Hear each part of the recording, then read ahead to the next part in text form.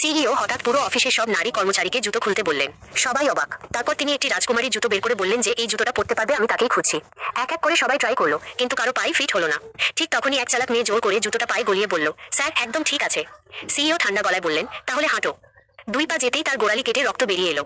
সবাই বুঝে গেল সে মিথ্যা বলছে। সিইও কটাক্ষ করলেন, পা মোটা হলে সমস্যা নেই, কিন্তু মুখের চামড়া এত মোটা কেন? সবাই চুপ।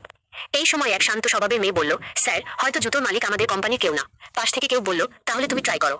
মেয়েটি ভয় কেঁপে উঠল, কারণ জুতোটাই ছিল তার, যেটা সে আগের রাতে হোটেলে ফেলে এসেছিল। আসলে সে কোনো সাধারণ কর্মচারী নয়, সে দেশের সবচেয়ে বড় ব্যবসায়ীর মেয়ে। ভালোবাসার জন্য নিজের পরিচয় লুকিয়ে সিইওর কোম্পানিতে চাকরি নিয়েছে।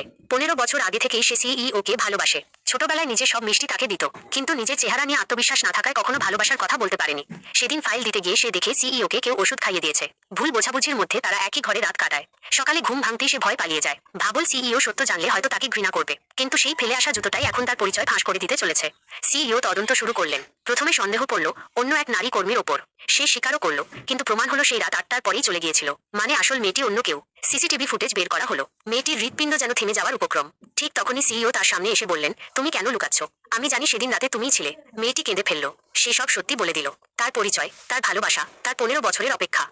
সিইও মৃদু হেসে বললেন, আমি সেই মেয়েকেই খুঁজছিলাম যে আমাকে ছোটবেলায় মিষ্টি খাইয়ে দাঁত ভেঙে দিয়েছিল। সবাই অবাক। তিনি নিজ হাতে জুতোটা তার পায়ে পরিয়ে দিলেন। এবার একদম নিখুঁত ফিট। শেষে সিইও বললেন, তোমার পরিচয় নয়, তোমার ভালোবাসাই আমার দরকার। শেষ হলো ভিডিওটি, কিন্তু ভালোবাসা যেন নতুন করে শুরু হলো।